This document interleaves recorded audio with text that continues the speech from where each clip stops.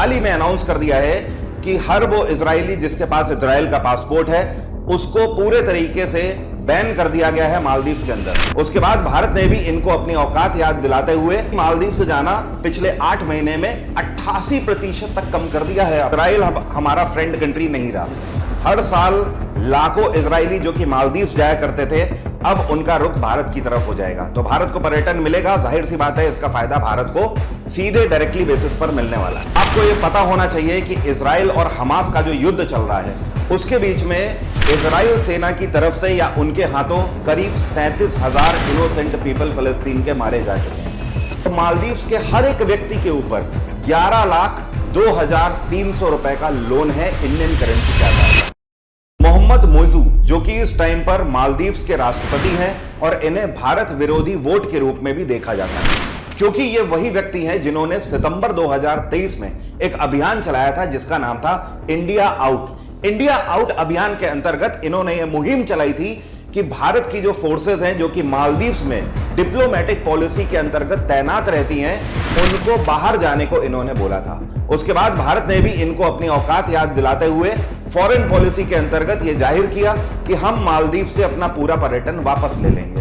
उसी शेल के अंतर्गत प्रधानमंत्री नरेंद्र मोदी ने लक्षद्वीप में जाकर एक वीडियो बनाया था और उन्होंने सारे भारतीयों को यह मोटिवेट किया था कि आप मालदीव ना जाएं, अगर आप खूबसूरत बीचेस देखना चाहते हैं तो हमारे देश में कमी नहीं है। लक्षद्वीप का जमीनी इलाका भले ही छोटा हो लेकिन लक्षद्वीप के लोगों का दिल समुद्र जितना विशाल है। जैसे कि अंडमान हो गया, केरल के बीचेस हो गए, गोवा के बीचेस हो गए या फिर लक्षद्वीप। अब सवाल आता है अभी के मुद्दे का, मोहम्मद मोइजू अभी फिर से न्यूज में किस लिए हैं?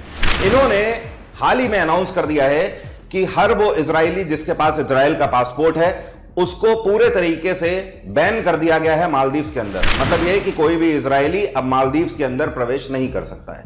ऐसा पहली बार नहीं हुआ है। 1990 के टाइम पर भी मालदीव ने इजरायलियों के ऊपर प्रतिबंध लगा दिया था, लेकिन साल 2010 में डिप्लोमेटिक रिलेशंस के अंतर्गत उस प्रतिबंध को हटा लिया गया। अभी 14 साल के बाद फिर से मोइजू ने इस प्रतिबंध को लगा दिया है। अब ऐसा मोइजू ने किया क्यों? उसका सीधा सा रिलेशन है फलस्तीन को सपोर्ट करने के लिए। आप सभी को पता है इजराइल और फलस्तीन एक फेज में लड़ रहे हैं गजा स्ट्रिप के ऊपर। इजराइल सेना की 162वीं डिवीजन के कमांडर का बहुत बड़ा दावा सामने आया। कुछ कंट्रीज जहां पर इजराइल को सपोर्ट करते हैं, कुछ कंट्रीज फलस्तीन को सपोर्ट करते हैं। जो फलस्तीन को सपोर्ट करते हैं उन्हीं में से एक है मालदीव। आपको यह पता होना चाहिए कि इजराइल और हमास का जो युद्ध चल रहा है उसके बीच में इजराइल सेना की तरफ से या उनके हाथों करीब 37,000 इनोसेंट पीपल फलस्तीन के मारे जा चुके हैं। यूनाइटेड नेशंस में भी आपको पता रहे कि भारत ने हमेशा फलस्तीन को ही सपोर्ट किया है। डिप्लोमेटिक पॉलिसीज के अंतर्गत यूनाइटेड नेशन जनरल असेंबली में सीधा वोट भारत ने फलस्तीन के फेवर में किया है। इसका मतलब यह नहीं है कि इजराइल हमारा फ्रेंड कंट्री नहीं रहा। इजराइल और भारत फ्रेंड कंट्री हैं। उसका सीधा नतीजा यह है कि जहां अभी मालदीव ने सीधे सीधे इजरायलियों को बैन कर दिया है मालदीव में एंटर होने के लिए, तो हर साल लाखों इजरायली टूरिस्ट बन के मालदीव के अंतर्गत आते थे। अब वो कहां पर जाएंगे? तो ऐसे में भारत सरकार ने तुरंत अपना हाथ आगे बढ़ाया और इनविटेशन दिया है इजरायलियन गवर्नमेंट को कि वो बोल सकते हैं अपने लोगों को कि वो भारत में भी खूबसूरत बीचेस को आकर देखें और उनका लुत्फ उठाएं। अब ऐसे में इजरायलियन गवर्नमेंट ने भी एक सर्कुलर जारी कर दिया है। इजरायलियन गवर्नमेंट का अपने सिविलियंस को यह कहना है कि हम आपको हिदायत देते हैं कि ये इस टाइम पर वॉर जोन चल रहा है और पूरे दुनिया में कई सारे ऐसे देश हैं जिनके रिलेशंस इजराइल के साथ अच्छे नहीं हैं। तो हम आपको ये हिदायत देते हैं कि इस टाइम पर आप अगर कहीं का प्लान कर रहे हैं दूसरे देशों में जाने के लिए तो उससे बचें, क्योंकि अगर कहीं पर भी कोई मुसीबत आती है तो आप ये मान के चलिए कि हम पूरे तरीके से आपकी मदद नहीं कर पाएंगे। इधर मालदीव ने इजराइल का पासपोर्ट बैन किया और दूसरी तरफ आईएमएफ ने भी एक स्टेटमेंट जारी किया। आईएमएफ ने अपने स्टेटमेंट में यह बताया है मालदीव इस टाइम पर आर्थिक घने संकट की ओर गुजर रहा है। मतलब आईएमएफ का कहना है ये मालदीव को एक चेतावनी है कि आप जिस तरीके के स्टेप्स लेकर चल रहे हैं और लगातार चीनी वित्तीय पॉलिसी के अंतर्गत आप दबते जा रहे हैं, दूसरी तरफ ये आपके देश को एक ऐसे आर्थिक संकट की ओर ले जाएगा कि आपका उससे उबर पाना मुश्किल हो जाएगा, जैसे कि श्रीलंका का हाल हुआ है। अब भारत सरकार ने इन्विटेशन टूरिज्म के लिए दे तो दिया है, तो जाहिर सी बात है हर साल लाखों इजरायली जो कि मालदीव्स जाया करते थे, अब उनका रुख भारत की तरफ हो जाएगा। तो भारत को पर्यटन मिलेगा, जाहिर सी बात है इसका फायदा भारत को सीधे डायरेक्टली बेसिस पर मिलने वाला है। इजराइल के ऊपर इन सब चीजों का बहुत ज्यादा फर्क नहीं पड़ने वाला, लेकिन क्या मालदीव्स के ऊपर कोई फर्क पड़ेगा? मालदीव्स एक ऐसा देश है जो कि इस टाइम पर पूरे तरीके से कर्ज में डूबा हुआ है।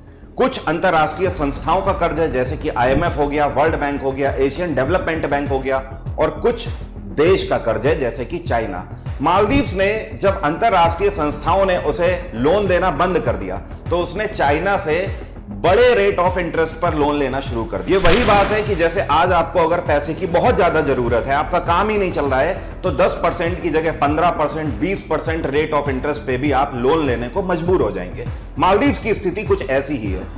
दुनिया में इकोनॉमिक पृष्ठभूमि पर अगर देखें तो इजराइल इस टाइम पर पूरे दुनिया में 28वें नंबर की सबसे बड़ी अर्थव्यवस्था है, लेकिन मालदीव्स को अगर देखें तो वो पूरे दुनिया में 149वें नंबर की सबसे बड़ी अर्थव्यवस्था है। मतलब अर्थव्यवस्था के पॉइंट ऑफ व्यू पे इजराइल और मालदीव्स के बीच में कोई कंपैरिजन ही नहीं है। मालदीव्स बिल्कुल ना के बराबर अर्थव्यवस्था है। उसके बाद भी मालदीव्स खुलकर सपोर्ट कर रहा है फलस्तीन को, और फलस्तीन के ही फेवर में आते हुए उसने इजराइलियन पासपोर्ट पर बैन लगा दिया है। आपको क्या लगता है? जरा अपनी भड़ास निकालिएगा, आप अपने पॉइंट ऑफ व्यू से सोचकर ये बताइएगा कि क्या मालदीव्स के लिए इस टाइम पर यह कदम उठाना सही है, जबकि वो चाइना के कर्ज के तले दबा हुआ है, जबकि वो अंतरराष्ट्रीय वित्तीय संस्थाओं के कर्ज के नीचे दबा हुआ है, फिर भी वो खुलकर फलस्तीन को सपोर्ट कर रहा है। कभी कभी खुलकर सपोर्ट करना खुद को महंगा पड़ सकता है। क्या मालदीव्स के लिए ऐसा होगा? क्या मोइजू ने यह सही फैसला लिया हुआ है? एक और बात आपको बता दूं, मालदीव्स के ऊपर इस टाइम पर जितना पूरा लोन है, वो लोन ये बताता है कि मालदीव्स के प्रत्येक व्यक्ति के ऊपर $13,541 का लोन है। मतलब इसको इंडियन रुपी में अगर कन्वर्ट करें तो 11,02,300 रुपए होते हैं करीब करीब। मतलब ऑन एन एवरेज अगर देखा जाए तो मालदीव्स के हर एक व्यक्ति के ऊपर 11,02,300 रुपए का लोन है इंडियन करेंसी के आधार पर। अब ऐसे में यह फैसला सही होगा क्योंकि इजराइल के ऊपर बहुत ज्यादा फर्क नहीं पड़ रहा है। इजराइल के जो पर्यटक हैं वो भारत की तरफ आने लगेंगे, मालदीव नहीं जाएंगे, क्योंकि भारतीयों ने भी मालदीव से जाना पिछले 8 महीने में 88% तक कम कर दिया है, आपको बता दूं। और जो इजरायलियन है उनका तो पूरे तरीके से समाप्त हो जाएगा। अर्थव्यवस्था और गवर्नमेंट पॉलिसीज को आप कितना समझते हैं, यह आप मुझे कमेंट बॉक्स में लिखकर बताइएगा। वीडियो अगर अच्छा लगा है तो वीडियो को प्यार दीजिए, लाइक का बटन जरूर हिट कर दीजिए। साल 2024 में रेलवे में 2 लाख से भी ज्यादा वैकेंसी, जिसमें से 5,000 वैकेंसीज करीब आरपीएफ की निकाली जा चुकी है। ये एग्जाम भी बहुत जल्द कंडक्ट हो जाएंगे। आपकी क्या रणनीति है? आपको पता होना चाहिए आरपीएफ के एग्जाम में टोटल 120 क्वेश्चन आपसे पूछे जाएंगे। 120 में से 35 क्वेश्चन मैथ के होंगे, 35 रीजनिंग के होंगे, और बाकी बचे 50 क्वेश्चन सिर्फ और सिर्फ जीएस के होंगे। अब इस जीएस से निपटा कैसे जाए, क्योंकि आरपीएफ या रेलवे के एग्जाम्स का पैटर्न बहुत अलग होता है। वहां पर जीएस थोड़े दूसरे तरीके की आपसे पूछी जाती है, एसएससी की तरह नहीं पूछी जाती है।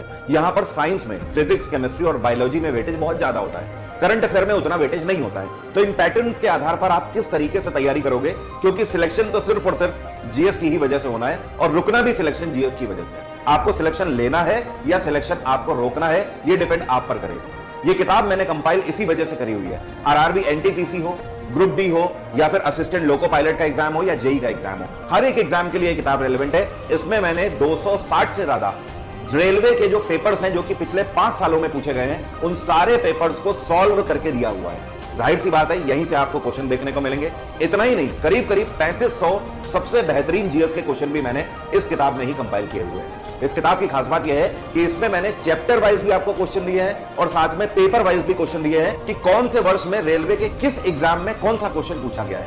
इस तरीके का कंपाइलेशन आपको रेलवे का कहीं पर भी देखने को नहीं मिलेगा। अगर आप सच में इस बार रेलवे में अपना सिलेक्शन चाहते हैं तो इस किताब को आप आज ही अपने पास मंगा सकते हैं अमेज़न से ऑर्डर करके। इस किताब का लिंक वीडियो के डिस्क्रिप्शन में दिया हुआ है, तो वहां से आप चाहे किसी भी राज्य में हो, घर बैठे आप इस किताब की मदद से तैयारी कर सकते हैं। रेलवे में जीएस में इसके अलावा आपको कुछ और सोर्सेस पे जाने की जरूरत नहीं है, सब कुछ मैंने इस किताब में देखा। नौकरी भले ही कितनी सारी हो, सिलेक्शन सिर्फ उसी को मिलेगा जिसके पास सही रणनीति होगी। जय हिंद, जय भारत।